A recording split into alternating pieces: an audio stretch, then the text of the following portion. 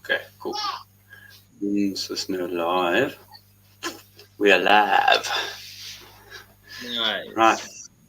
Cool. So today we're gonna continue basically where we left off. Hopefully, um, we're gonna look at a few videos. Um, well, hopefully at two videos. Hopefully we If get we through get more than one time. today. Yeah, yeah. Hopefully we do. Sorry, that was my phone. um. So let's get started. I'm gonna share my screen. First, let Okay, let's look at the first video.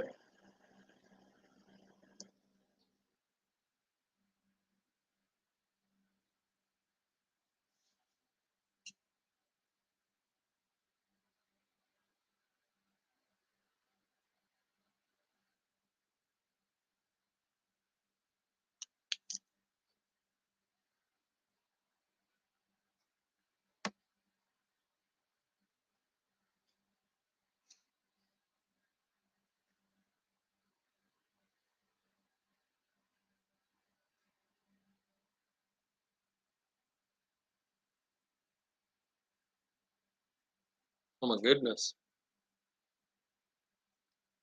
Some loading difficulties. Oh yeah. I love how the origins of Satan starts with Patrick Stewart.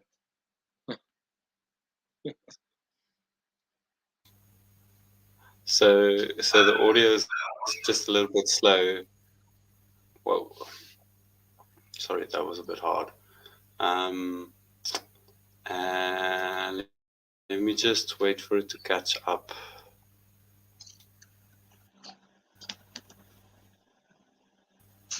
And then I think this is a we'll bit of a start longer video, right? because the video was playing for at least 15 there's seconds, about 18 minutes, but I put it on fast forward as well. So I think we should 10 to yeah, about 10 minutes. It's on 1.5 speed, so maybe Yeah. 12 minutes. Okay, so let's see. Let's try again. Let's do it.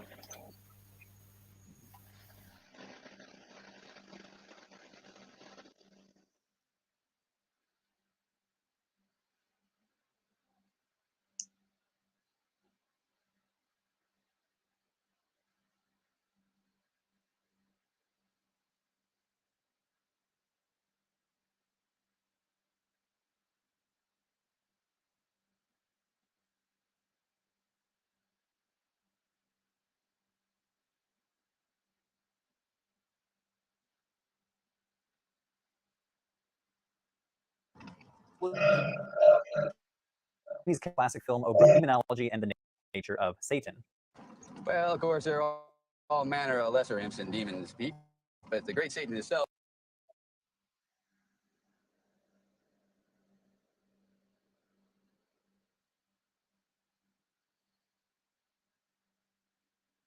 Some pop culture Satans.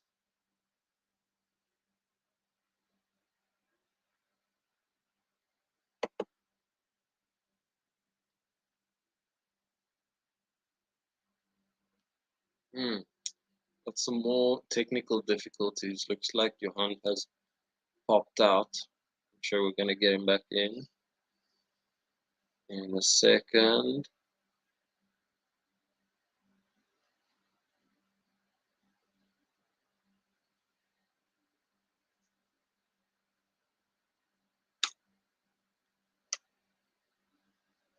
Might be having some internet issues.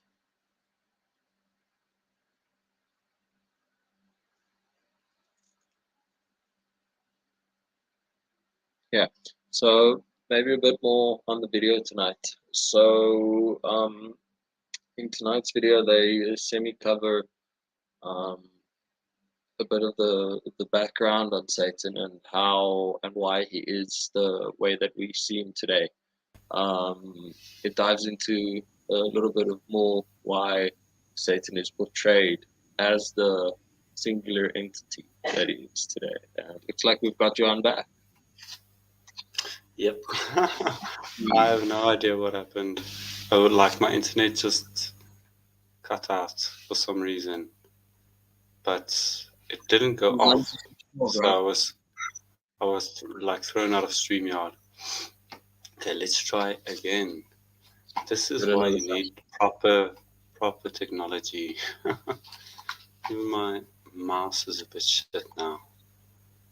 Okay.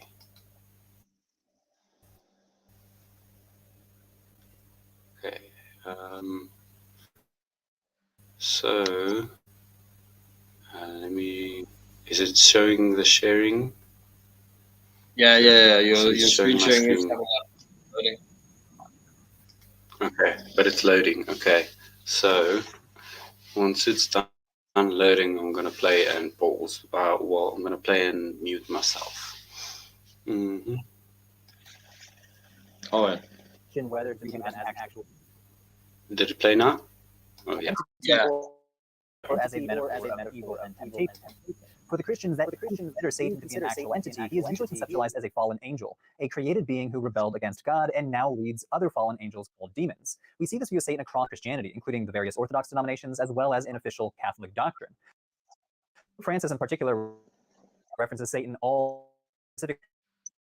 Think of the devil a representation, a symbol, a figure of speech, or an idea. This mistake would lead us to let down our guard. Protestants are split when it comes to attitudes about Satan. Some denominations tend to interpret him metaphorically, while evangelicals tend to view him as a real entity. And for many Pentecostal Christians, which scholars sometimes categorize under the umbrella of evangelicalism, Satan is a real, active, malevolent threat, playing a significant role in ongoing demonic warfare. Of course, generalizing here at the denominational level. Remember, religions are internally diverse. Even within a single denomination or a single church, you'll find Christians holding different opinions about Satan. Survey data about belief in Satan is sparse, and some of it is contradictory, but one Barna survey from 2009 found that upwards of 40% of American Christians strongly agreed that Satan is not a living being, but is.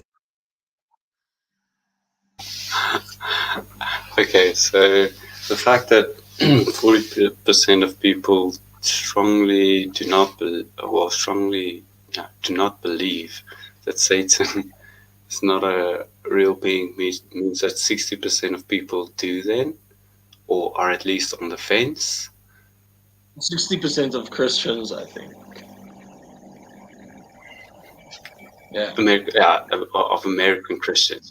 Yeah. Okay. So that's a shocking number. It's really interesting to see how, like such a gigantic amount, 2/5 of the Christian population doesn't believe that Satan is an individual and more of a idea.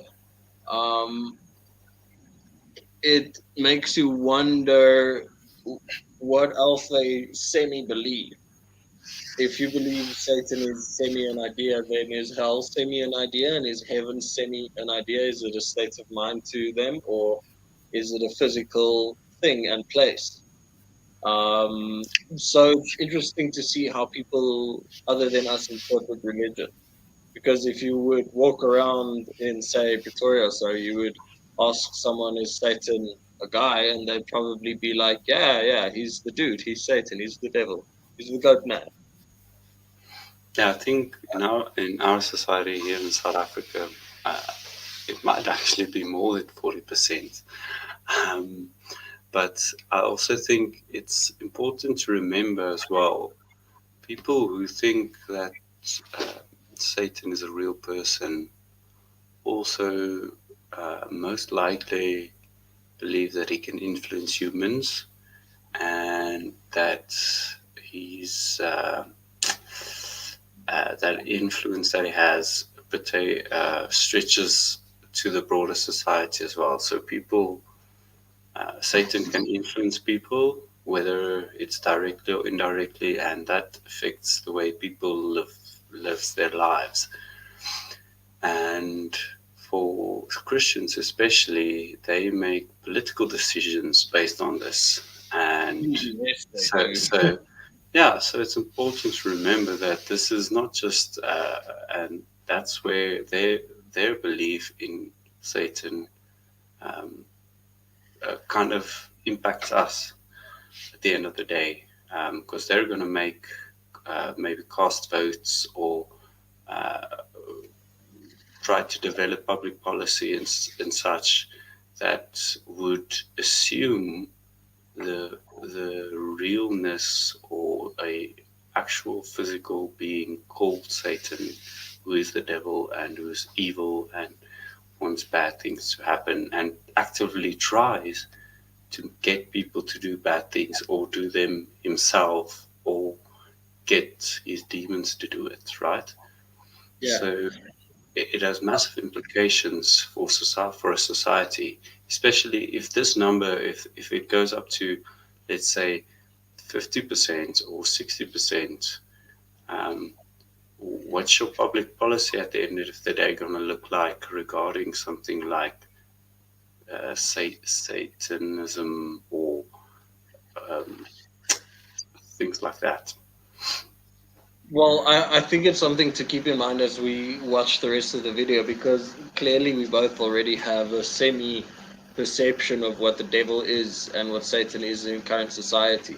We've got this sort of notion that we can almost describe to you what the devil is, who the devil is, what he represents, etc. And as we go a bit further along in this video, I think it'll start to make a lot more sense why such a widespread audience, and why even us, probably anyone sitting at home, would believe or would know these same things about Satan and would be like, yeah, he's Satan. He runs hell. He does these things. Yeah, so let's continue watching a bit. Cool.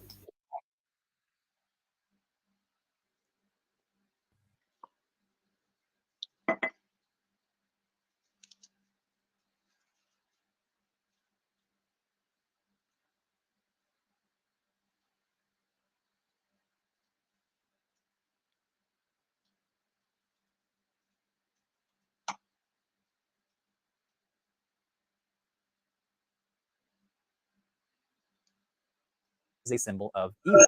So disbelieving the reality of Satan is by no means a fringe opinion. But today we'll be examining the history of the concept that Satan is a real fallen angel and the arch nemesis of God. As we'll see, Satan history and this concept evolved over time. I'm going to lead you down the path that rocks. Let's start with ancient Israelite religion and the texts of the Hebrew Bible. In the Hebrew Bible, the notion of a singular supreme evil entity is complete. The Hebrew word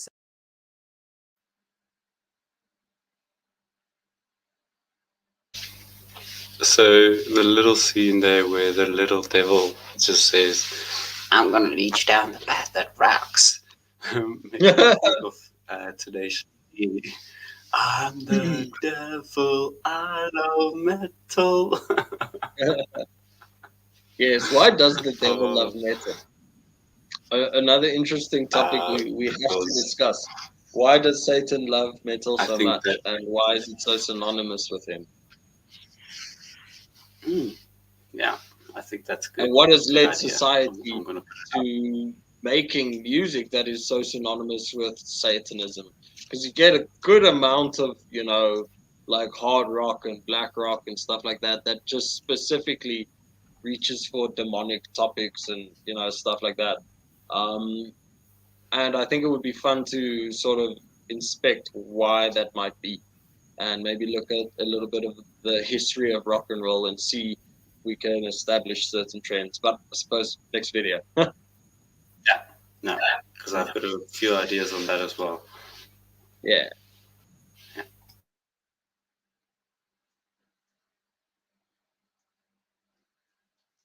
Translated as adversary or accuser. But in the earliest sections of the Hebrew, human adversaries. For example, Daniel 29:4, the Philistines refer to King David as a potential adversary, using that same Hebrew noun. But in the later texts in the Hebrew, concept seems to evolve into some sort of divine. The most notable biblical reference to this divine prosecutor appears in the book of Job. In the opening chapters of Job, God presides over some sort of divine court or divine council of heavenly beings. A being called the Satan, or the accuser, is present as well. But as I said, the Satan here is not so much a name as it is a job title. The accuser appears as a sort of legal adversary in a divine court. Notably, the Hebrew here refers to this Satan as the Satan, with a direct object marker, suggesting that this is a particular recurring character. This divine adversary tries to find Job guilty of willing to give up his faith and sin against God. The Satan also appears in the book of Zechariah as a accusing the high priest Joshua of some sort of crime. The angel of Yahweh basically plays the role of the defendant's lawyer. Notice that neither of these references mirror later. The adversary of Job is not a prince of demons. He is not a fallen angel, nor is he an absolutely evil antagonist.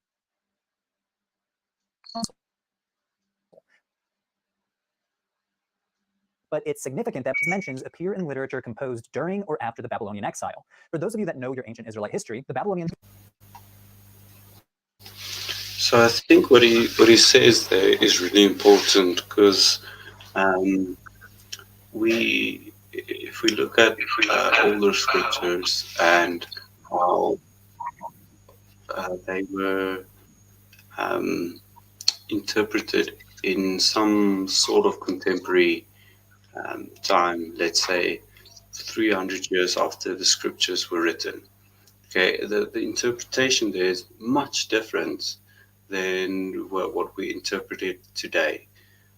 We can look at all the interpretations, but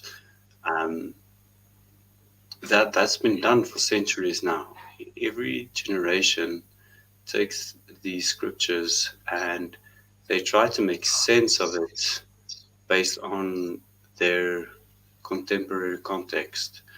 And that is, at the end of the day, that's what's supposed to perpetuate the legitimacy or the efficacy of the scriptures in determining how people live and stuff, because they are we are able to interpret them to fit any context which we like at the end of the day. Yeah, we can twist it semi to suit our needs. Another good thing to remember, I feel, is the Bible itself was written by a bunch of different authors. So when one writes Satan, capital S, or refers to the Satan, capital T, capital S, it could be referring to, as we would sometimes call, like a serial killer, a devil, or something like that. You know, they could be using a very similar word as we heard it in the start. It means, what was it, an antagonist or something like that. Someone who stands against what you want to do. So I think the interpretation of a word and of the Hebrew translation and how that word was used can sometimes have very blurred lines. It is, I think, hard with these sort of vague words to these ambiguous words that could mean one or two or three different things, to really put earnest to them and to really identify when they're referring to Satan, Lucifer, the fallen angel that he is, or when they're referring to someone who has been, I don't know, possessed by Satan or possessed by demons or so on. And as I think, as will be discussed later, another big use of the Satan or the devil was for Emperor Nero. So in the early years of Christianity, they suffered harshly under Emperor Nero of the Roman Empire. And a lot of what is written within the Bible needs to be seen from the context of a Hebrew person at the time of the rule of Emperor Nero. This was a man who denied any other religion than someone believing in him and worshipping him as a god. So the amount of persecution that they were under, the amount of possibly hate that they were feeling for this man, could have very easily made them attribute those traits of Emperor Nero to the devil or to Satan. So very blurred lines when they refer to Satan or the Satan. But yeah, let's keep going. Yeah, cool.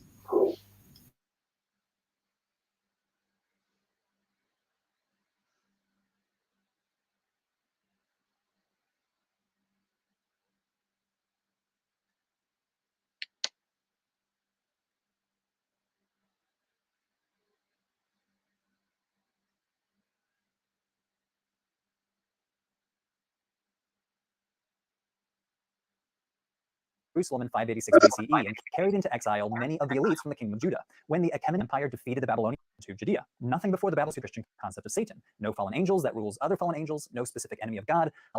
Let's surmise that something must have happened, period, that sparked this conceptual evolution from lowercase s Satan to the Satan, a specific recurring adversary. And that something might have been Zoroastrianism. So for a period of 2 centuries, from when the Jews returned BC until Great conquered the region in 323 BCE, Judeans were under Persian control in one form or another. Judea itself part of the Achaemenid Empire. So scholars theorize that the exiled Judean elite come in contact with Persian religious functionaries and develop new theologies in light of the new religious ideas that they were hearing from Persians.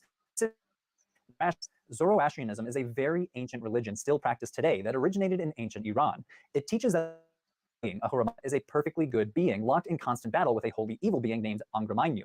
Now, there are a few problems trying to trace the influence of Zoroastrianism and post-exile Judaism. Scholars that are well-versed in both Jewish apocalyptic texts and Zoroastrian texts are vanishingly rare, so there is not much research on this subject. But generally speaking, scholars of Iranian religion like Albert de Jong argue that we do see clear evidence of Zoroastrian influence in Second Temple period texts, even though we should admit in here is simplistically covering certainly an incredibly complex process of over the course of centuries.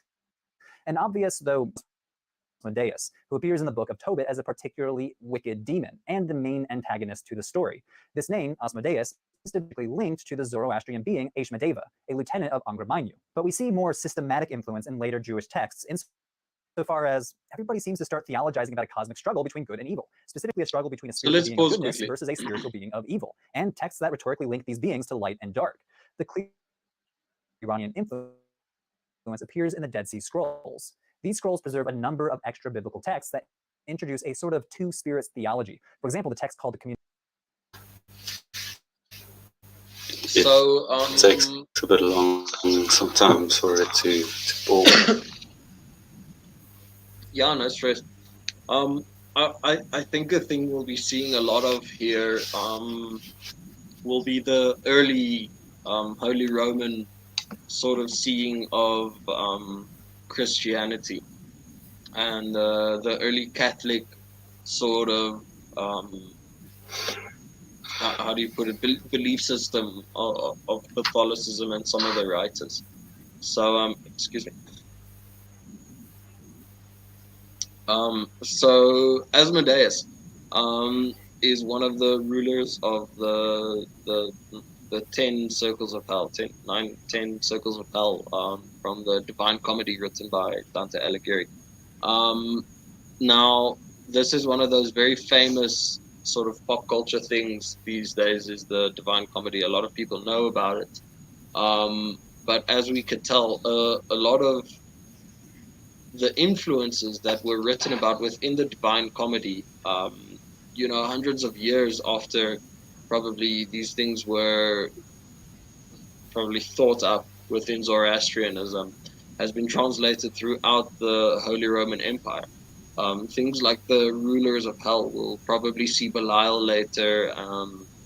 I know there are a few more really big demons that are written about within the Divine Comedy. But it's just really interesting to see how the proximity between Christianity and Zoroastrianism from the warring in the Holy Lands and from the Crusades influenced what was believed by the Christian populace at the time, because a lot of people obviously believed in these rings of hell, etc., etc.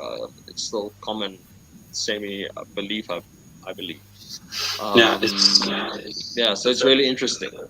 The whole idea of hell, as I understand it, is kind of absent in the Old Testament. It's something that is more akin or more recognized to be part of the New Testament, and especially a good example would be the Qumran sect, where the Dead Sea Scrolls were found. They were also probably a very early Christian sect that adopted this idea that we had light and darkness pitted against each other, And this was not originally, let's say, Jewish thought at all. It's ideas that some of them were pagan ideas, some of them were Zoroastrian ideas. So the idea of hell was not, probably also not something that Jesus grew up with, studying.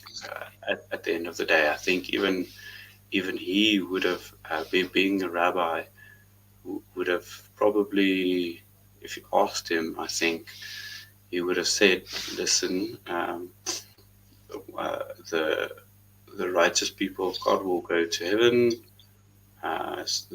some, and the rest will probably just vanish. They will cease existence." And that's basically the main Jewish, the original Jewish ideas, if I'm not mistaken. So it's definitely a later idea that was um, added to Judaism in the formation of Christianity over the years. Look, if we take a look at some of our different main mythologies, we can just look at the easy and the most commonly known ones. We look at Greek mythology. We've got Hades ruling over the underworld, and the underworld itself being split up into, um, I believe it's the plains of Asphodel, which is where you go if you've lived a um, non-remarkable life, but you didn't do anything really bad or anything really good. You go to the fields of Asphodel, and it's essentially a limbo, a waiting area where you just chill and live out the rest of your days in this big giant field. Now, when you do bad things in the Greek underworld or in Greek society, you go to Tartarus, where you undergo suffering and you have essentially what we have today as the idea of hell, where it's just constant suffering and constant punishment, etc. But you also have Elysium. So Elysium, a very common phrase and word that we use today to refer to sort of a place that is semi an Eden, as such. Um, but the interesting thought process here is that these things all exist within the underworld, within the world away from the world of the living. So the Greeks didn't believe in heaven above and hell below, as we sometimes tend to. They all knew that they were going to Hades at some point or another, which is again a big misconception in his portrayal in today's time. Everyone sees Hades as this big evil creature, but in fact, he's not. He's just in charge of all of the dead people, be they good or evil. We can look again at other mythologies like the Norse mythology. They've got semi-similar sets of judgment. So if you fight a warrior's death and you live a good life, a warrior's life, and you die with honor, you are allowed to go with the Valkyries to the halls of Valhalla and be with your ancestors. Whereas if you live a non-remarkable life and you don't do anything with yourself, you essentially go to hell. And it is actually called hell. It's called Hel, hell. The translation for it is hell, Helheim. It's one of the 9 realms on the world tree.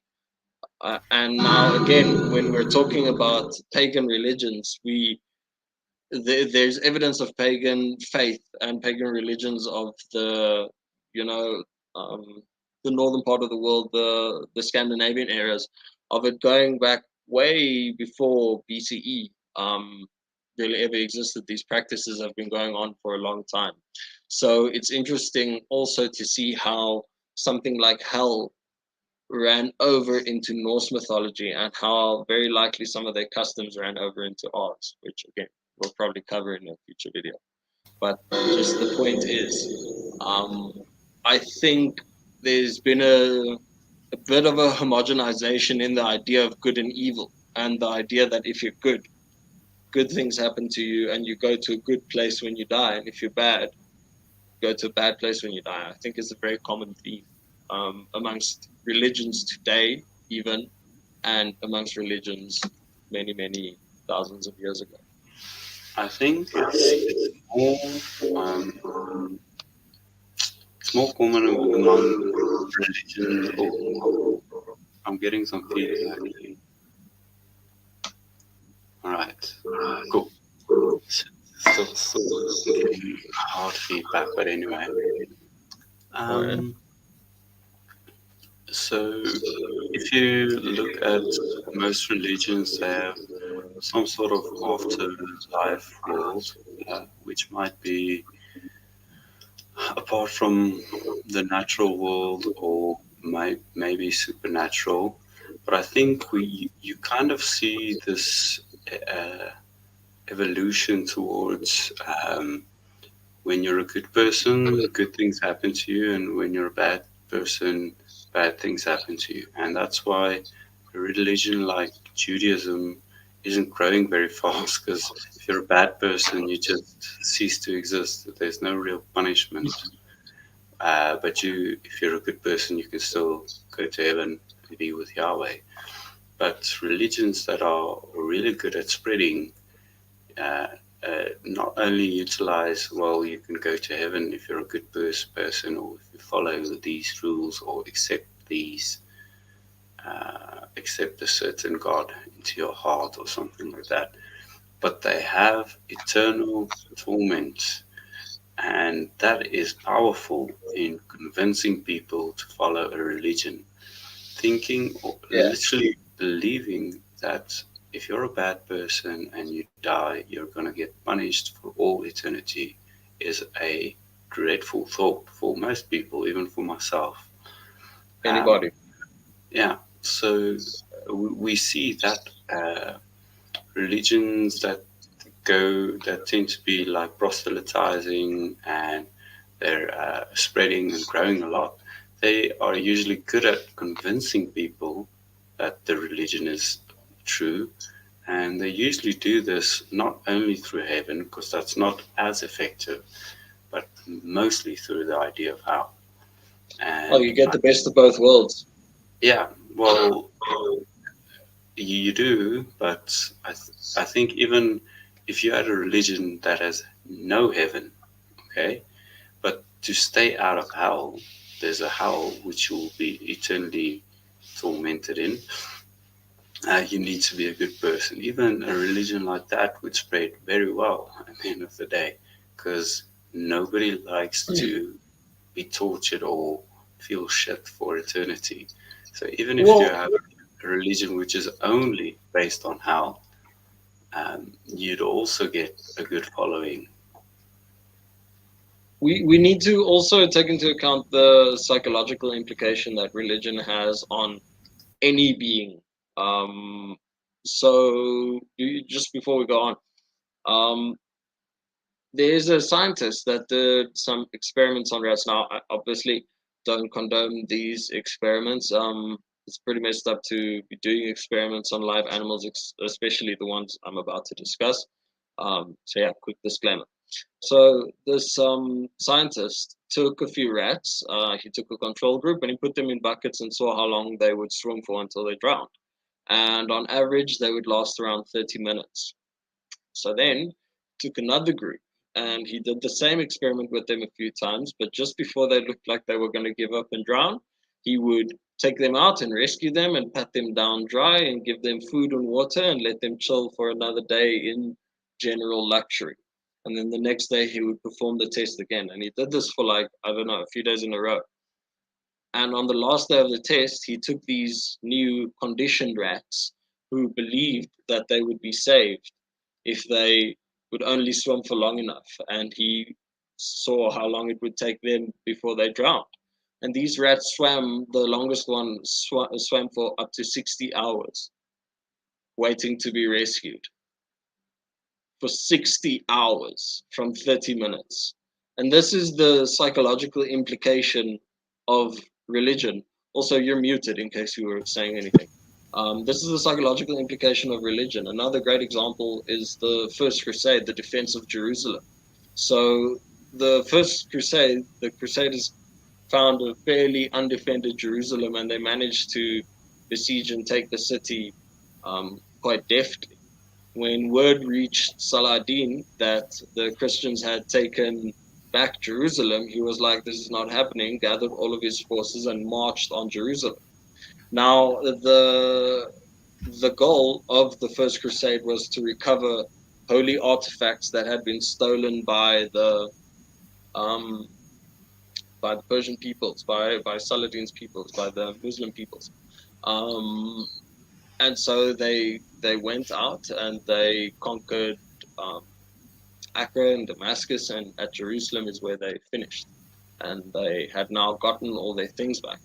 And when word reached the papacy that was in Jerusalem that Saladin was coming with his force of like 100,000 strong horsemen, the 10,000 crusaders were informed that they had discovered the Holy Lance in Jerusalem. Now, the Holy Lance was the spear that pierced the side of Jesus and killed him.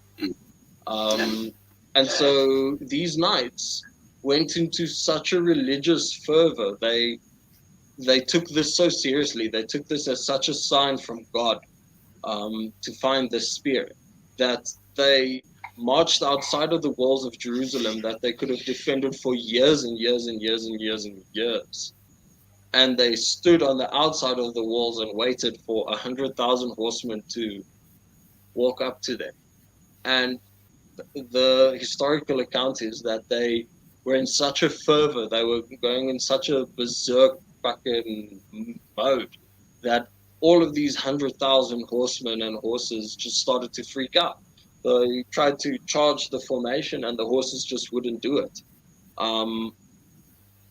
And it is a really, really interesting thing to examine, because religion in this situation has not only affected the state of mind of the Crusaders defending Jerusalem, because of its fervor that it produced and the insanity and the mob mentality and this brutality caused by finding out that they have now found the Holy Lance that was stolen by the Muslims,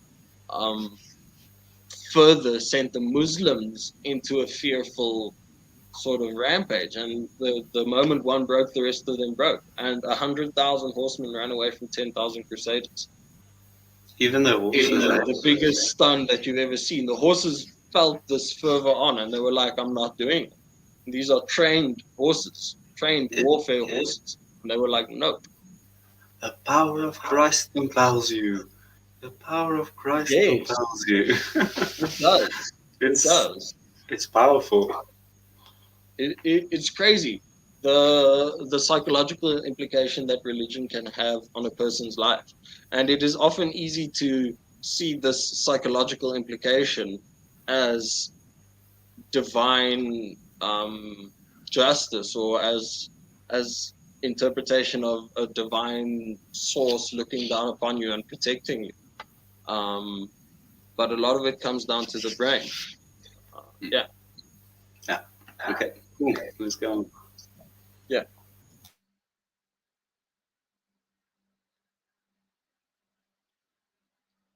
Texts in the Dead Sea Scrolls corpus says that the God of Israel created the spirits of light and darkness and founded upon them and established every deed upon their ways. This angel of darkness is responsible for all evil and sin. The community rule continues. The angel of darkness leads astray, and all their unlawful deeds are caused by his dominion.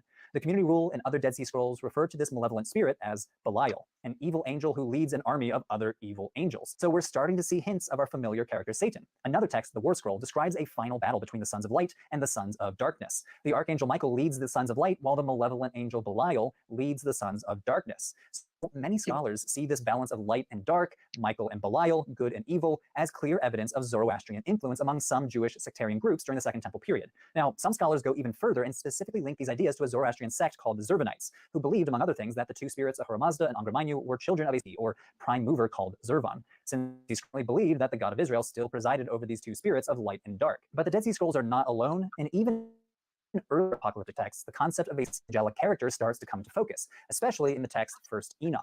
First Enoch is a story in Genesis chapter 6 about angelic beings called the children of God seducing human women who then give birth to the Nephilim, which may come from the Hebrew verbal root to fall.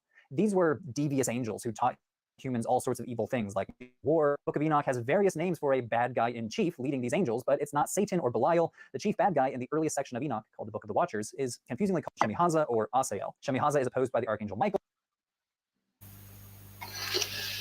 So I think this is probably misconstrued a lot by most people who read the Bible when they read like about the snake in the Garden of Eden, or they read the Book of Enoch. They make this link between the idea of Satan as it was developed later to the idea of the bad spirit early in let's say Judaism or early Yahwism, if you can put it that way. If you look at the context, it's more of a general spirit rather than a person called Satan or called Lucifer, and it's often very easily misinterpreted. You hear a lot that Satan misled Adam and Eve, or Satan didn't want to follow God, so he became the fallen angel, and it's just not really. It's not contextually correct to interpret it that way, and I think it's you're reading the second half of the book before you're reading the first half, and then connecting what happens in the second half to the first half.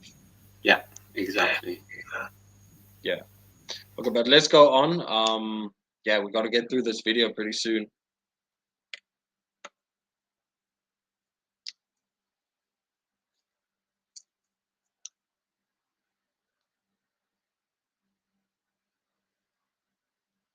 Shemihaza.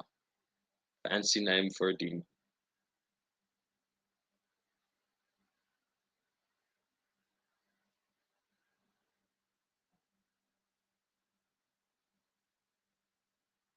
Asael is opposed by the archangel Raphael, but in associate Shemihaza that God has given him authority. The first called the stars, and Asael is the first to fall. So here we're seeing the idea of evil angels in the heavens. The word Satan does appear in First Enoch, but it doesn't seem to be a specific name. One uses the word Satans as a classification of fallen angel. Enoch says that he heard the voice of an archangel driving away the Satans. Other verses use the word Satan as a singular proper noun, but scholars debate whether we should simply translate this as the adversary and not as a specific name. This seems to be the case in the Book of Jubilees, which is another apocalyptic text that expands on the Book of Genesis. The Satan. Again, this is more of a title and not so much a proper name, and seems to be closer to the character of the Satan in Job as a tester or accuser. So to summarize, an evil leader, angels, or evil spirits in general becomes a recurring character in Second Temple apocalyptic texts. Shemihaza, the Satan, and it's out of this cultural context that emerged. So let's turn now to the New Testament. The name Belial is rare in the New Testament. The Apostle Paul mentions Belial to refer to the evil antithesis to Christ, but generally speaking, the New Testament refers to the chief adversary of God by the word Satan, or by the Greek word diabolos, which is a direct translation of the Hebrew word Satan, and also the origin of English words diabolic and devil. Satan in the New Testament continues in his role as a persecutor or tester of some sort. So for example, when he tests Jesus in the desert, but he also tempts people to sin, like when he tempts Judas Iscariot to betray Jesus. Other early Christians also apparently attributed to Satan the power to cause illness and death. And he is often referred to as the archon, or ruler of the demons. But as we've seen from throughout this video, all of these attributions derive not from the Hebrew Bible, but from the theological streams of thought that we see in First Enoch's Asael, the Dead Sea Scrolls Belial, and the Book of Jubilees Mastema. Historically, Christians interpret stories in the Hebrew Bible through the lens of this New Testament version of Satan, like the snake that tempted Adam and Eve in the Garden of Eden must be Satan, or that an Babylonian king in the book of Isaiah was Satan himself. The prophet laments, "How you are fallen from heaven, O day star, son of dawn." This word, day star or morning star, which is a reference to the planet Venus, was translated as the word Lucifer in the Latin Vulgate translations of the Bible, and it became a name for Satan. But the prophet here is referring to an earthly ruler. My aim in this video was not to... Okay, so this makes sense to me why they would, in the Old Testament, they would call it like the first to fall. like Satan was the first to fall out of all the angels, and he was some sort of cosmic being. And thinking of it in the sense of, let's say, it being stars, and the stars representing some sort of angels. And then, like the morning star was first to rise, but it's usually first to fall, or whatever they believed. And we separate that more and more and more from its original context as we build our own context around it as the years go. Well, it's actually really interesting, the concept of the fall. So if we again look at some Greek mythology, we can look at Prometheus, the Titan. So Prometheus was the Titan who gave fire to humans. Humans were essentially slaves of worship to the gods, and Prometheus, in an act of defiance against the Greek pantheon of gods, gave man fire. And with fire, he gave us the ability. It's essentially like eating the apple of Eden. He gave us free will. He gave us the ability to be able to do things and create things. And for this, he was punished. And he was punished by Zeus by, this is quite a common story. He was tied to a giant rock, can't remember where, but he was punished to have a giant eagle, the eagle of Zeus, pick out his eyes every single day for the rest of eternity. And his eyes would grow back because he's a titan and he's like got super healing. And the eagle would come back and pick out his eyes just before he could see what his humans have done with their fire. And to link this again to the fall of Lucifer, it seems to me like a lot of the same concepts were carried over, slightly abridged versions, but it's like that classic game of telephone, where I tell the dude next to me one story and eventually it goes around in a big circle and comes back to me as a different story. It seems similar because Lucifer, as he fell, brought sin to our world, and he brought us the possibility and the capability to commit sin, similarly to how Prometheus came down and gave fire to humans and gave them the ability to essentially wage war. So interesting connection there. I think the Sumerian the Sumerian creation myth is very similar as well, where the two initial deities that were the parents of the gods is also slain by one of the lesser gods, and then humans are created to serve the role of the gods initially, to take up the responsibility of maintaining the world. So, and the humans were created from the I can't remember the god's name, but they were made from his blood. So it's also kind of the same trope from humans kind of got our responsibility from someone who was defying the gods, because I think it was the main military leader of Tiamat. His name started with a Q or something. He was slain, and then humans were created from his blood in order to take up the responsibility of the gods. So the gods didn't have to use their time to like let the wind blow and stuff like that. So it's pretty much the same idea. I think who you're thinking of might be, I think it's Olaroon. I stand to be corrected, but I think it's a god called Olaroon, a god of the sun. I'm not sure. I could be confusing it with a different mythology. Anyway, not the point. Yeah, the idea of a fall and someone transgressing and giving us the ability to then also be able to transgress is almost such a childish idea. It's like, well, it's not my fault. Satan is the one who brought sin into the earth, so I can just be Jeffrey Dahmer and kill and eat people. It's not my fault. I didn't bring sin into the world. It was Satan. So it's plausible deniability from a cosmic and religious standpoint. I don't know.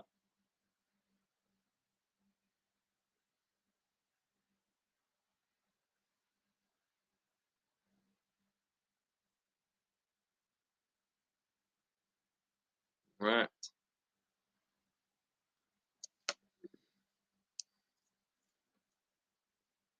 To theology. My aim in this video was instead to challenge us to think historically. I major back in college before my foray into religious studies, and I was taught C's of historical thinking, a method for how we as students of history should approach events, concepts, change over time, context, causality, complexity, and contingency.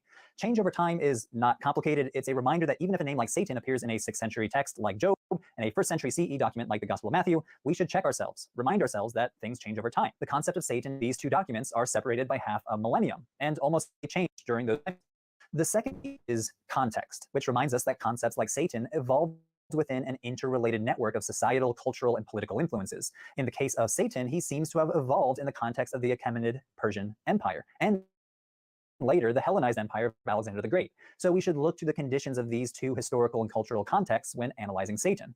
Then we have causality and complexity. Figuring out causality is difficult because, as the historians Thomas Andrews and Flannery Burke write, scientists can repeat experiments again and again to figure out cause and effect. But for historians, the past has already happened. We can't really repeat our experiments to figure out what caused what effect.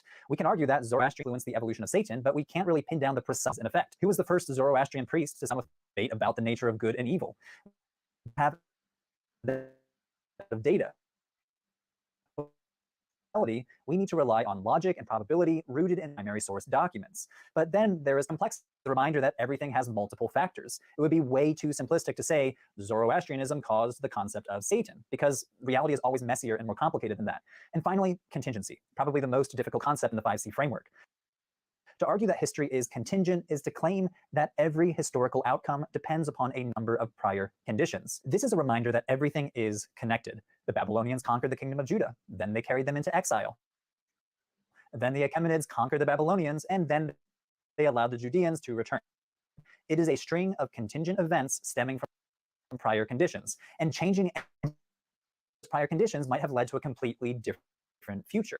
Contingency is a corrective for the historical fallacy of teleology, the notion that history is headed toward a predetermined destination. It was very in vogue in the early 20th century for historians to write teleological histories of Christianity, that the modern brand of Christianity that we know was destined to prevail as a new religion over the old paganism of the Roman Empire, when in reality, if we were to change one condition or another in this string of contingent events, maybe a completely different sect of Christianity would have prevailed, like the sect of Christianity that interpreted the snake in the Garden of Eden as the good guy. So when we approach any concept and to apply the 5C framework to help us think historically about religion. Thanks again to NordVPN for supporting this episode. Thanks, NordVPN. If you'd like to protect your data from other malevolent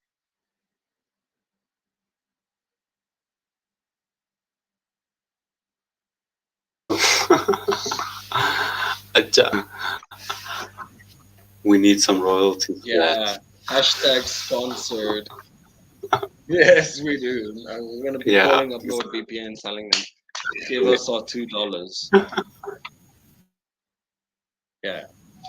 It's a very interesting point that he brings up about contingency. It is, as we've seen throughout history, history is written through the eyes of the victor, and it is at the end of the day the victor who will choose what is allowed and what is not allowed. And a lot of these factors obviously played a giant role in the formation of the religion over thousands of years. would Christianity be the same today if they were not persecuted as they were? Would we be in the same place without the martyrdom of the Christians back in the Roman era? Would Christianity have advanced as far? Because, people love the underdog, vibes like that. So it is very interesting what he says. The smallest change could make us have seen the snake as the good guy. And I mean, think about it. Why not see the snake as the good guy? He's the one who gave us thought, if you were to believe the story. He's the one who gave us the idea of free thinking. So why not think he's the good guy? It's the same with Prometheus. Was Prometheus the good guy for giving us fire, for blessing Or us? was he the with bad fire? guy for introducing us to the ability of being able to have war? And the ability to destroy, because fire can be useful, but it can also be destructive, and knowledge can be useful, but it can also be destructive. So it's all about perspective at the end of the day. I think perspective plays a massive role in any religion. Any religious interpretation of a story will be done from some sort of perspective, and most people will have some preconceived notion of it's going to be good or it's going to be bad, a presupposition, let's say, of Satan's got to be bad, so they'll interpret it for his actions to be bad, and Yahweh has to be good, so they interpret all his actions to be good. And it doesn't matter what you'll say, they'll just assert that everything that Yahweh does is good and everything that Satan does is bad. So if Satan helps people to live good lives, that is a bad way of living a good life. And if Yahweh commands people to do bad things, like kill innocent people, that is good somehow, because everything that Yahweh does must be good. So that's another topic for us to cover. Is just the morality of religion. Because I can go and ask a Christian, is this Muslim going to hell? He can live his best life, and yes, some Christians would say no, he would probably go to heaven as well. But I think that a lot of them would say he's going to hell because he was unfortunately born into the wrong culture. He was unfortunately born into the wrong country. And he was unfortunately born with parents who raised him to believe in the Prophet Muhammad and his teachings. And that means that he's going to go to hell. Whereas you can have John Gacy, who killed and fucking, I don't know, John Gacy did some messed up things with people, and I don't even want to really talk about it. But the point is, he, what's the word? He repented. And he kept on going on till the moment he sat in the chair, that at least he was going to heaven because he repented. Guy kills 30 people, but he's going to heaven because he repented. Whereas the person who lives his best life in a Muslim country is going to hell because it's the wrong God. Yeah, and the morality in that. Some Christians will even go as far as saying that the Muslim is indoctrinated and he's indoctrinated so badly that he will always reject Jesus, right? But the Muslim is going to say the Christian is indoctrinated to reject Muhammad and Allah. Exactly. If a Muslim comes up to a Christian and says what you've been taught about Jesus is wrong and you should convert to being a Muslim, and the Christian goes, no, what you've been taught is wrong and the Prophet Muhammad is wrong and you must follow Jesus, you're just going to have another holy war. Yeah, that's where the outsider test for faith is a pretty good one. Like, if some sort of Martian scientist came to Earth and he saw all these religions, how would he? And he didn't want to go to hell. He wanted to go to heaven. How would a Martian scientist who has never been indoctrinated to into any religion go about determining which religion is right and how to really go to heaven or really go to hell? Tough question.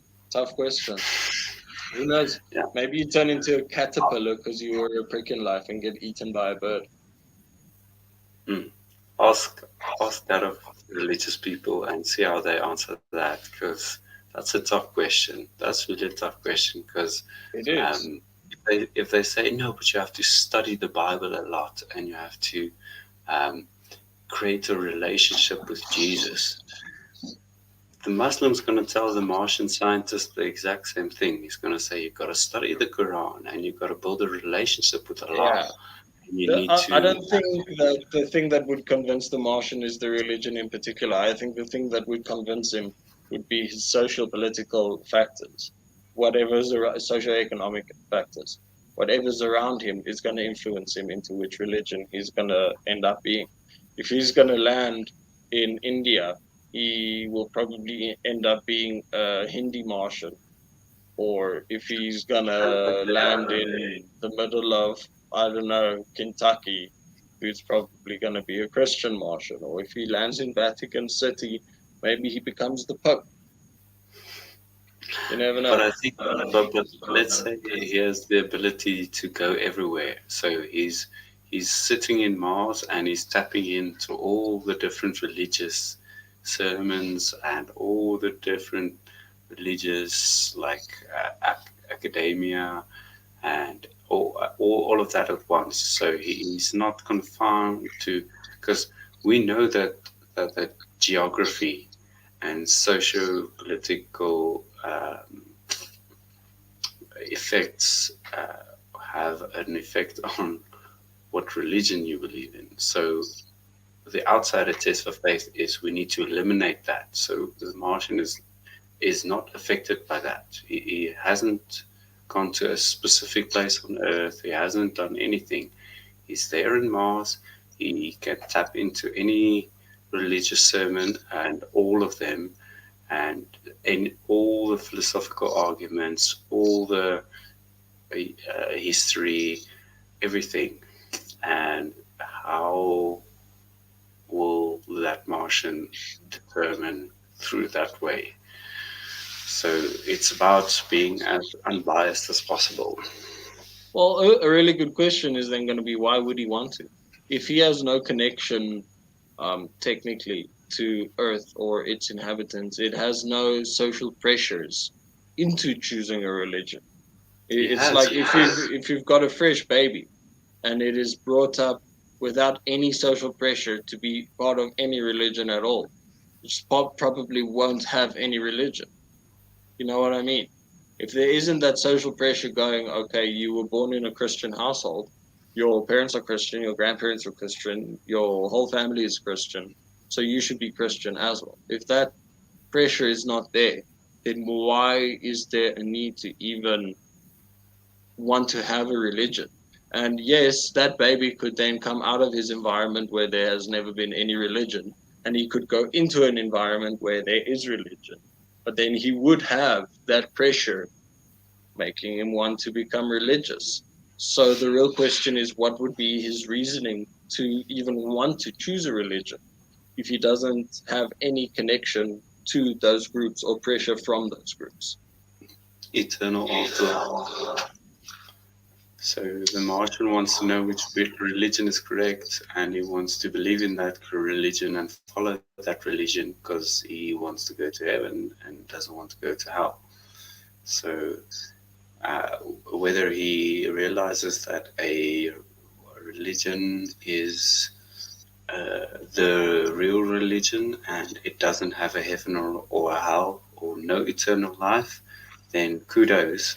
But the initial thing is the Martian wants truth. The Martian values truth, and he wants to know that if he lives a life or follows a certain religion, will he go to heaven or will he go to hell? And yeah, that's basically the reason for, or the reasoning behind why an outsider would want to know if our religions are true, because our religions make claims that are really important, like the heaven and hell claim, or like the idea of what it is to live a good life.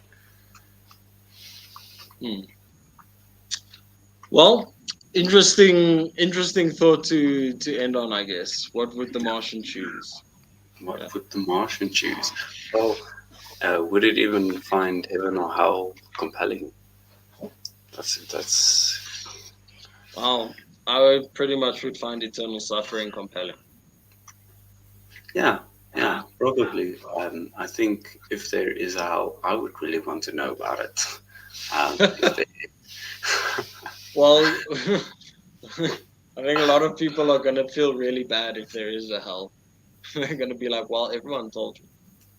yeah, and it also depends on what heaven is like.